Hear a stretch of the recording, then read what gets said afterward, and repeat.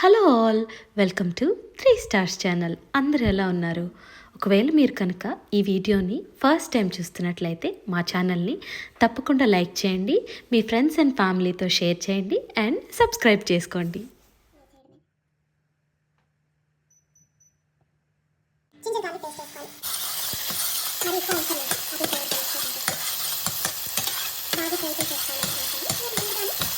చాలా ginger garlic paste కొంచెం fry అయ్యాక ఈ వెజ్జీస్ అన్ని తరిగి పెట్టుకున్నాను నేను.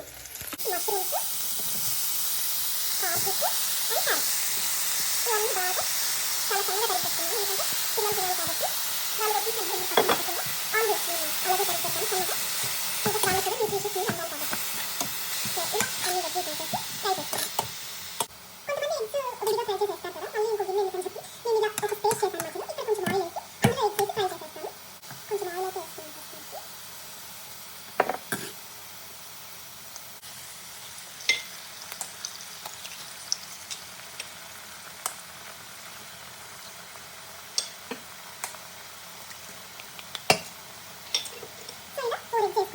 ఇది నేను స్టిర్ ఫ్రై చేసే ముందు కొంచెం సాల్ట్ వేసుకుంటున్నాను.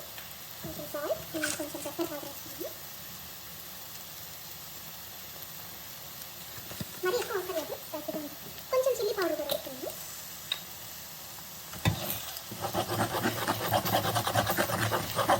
ఇది మాడుకున్నట్టుంది.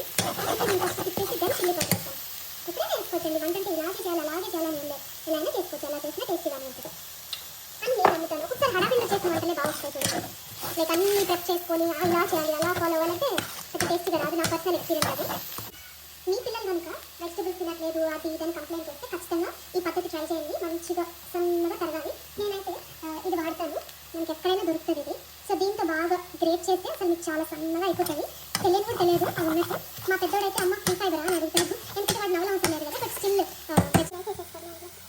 ఏ రైస్ అయినా వేసుకోవచ్చు. నేను పొద్దున మాకు సోనా మసూరి రైస్ అయిపోతే బాస్మతి రైస్ ఉంటే అది ఉండేసాను.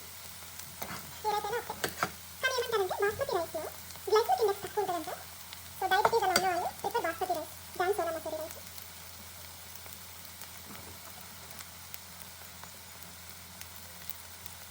ఆల్వేస్ మనము తినేటప్పుడు ఆ వంట చేసేటప్పుడు ఒకటే మైండ్లో పెట్టుకుంటాను నేనైతే. మనం ఎంత రైస్ వేస్తున్నామో దానికి తగ్గ కర్రీ కూడా పక్కన ఉండాలి. వెజిటబుల్స్ అన్ని కలిపేసి, ప్రోటీన్ అన్ని కలిపేసి ఈక్వల్గా ఎంత అయితే రైస్ తీసుకున్నామో అంత ఈక్వల్గా మిగిలినవన్నీ వేస్తే కొంతలో కొంతైనా మనకి న్యూట్రియన్స్ అందుతాయని నేను నమ్ముతాను. బట్ అది డిపెండ్స్. ఒకసారి టైం లేనప్పుడు మామూలుగా చేసేస్తాను, టొమాటో రైస్ పులిహోర చేసేస్తాను తప్పదు. బట్ చాలా వరకు కుదిరినంత వరకు నేనైతే ఓపిక చేసుకొని కూరగాయలన్నీ తరిగి ప్రోటీన్ కూడా ఉండేలా చూసుకుంటాను. చిన్నపిల్లలు కాబట్టి వాళ్ళకి ఇప్పుడు మంచిగా మనం అలవాటు చేస్తే వాళ్ళ ఫ్యూచర్ కూడా బాగుంటుందని నమ్ముతాను నేను. అంటే ఈ రైస్ వేసేసి జస్ట్ అలా ఒక స్టిర్ ఫ్రై చేసేస్తాను.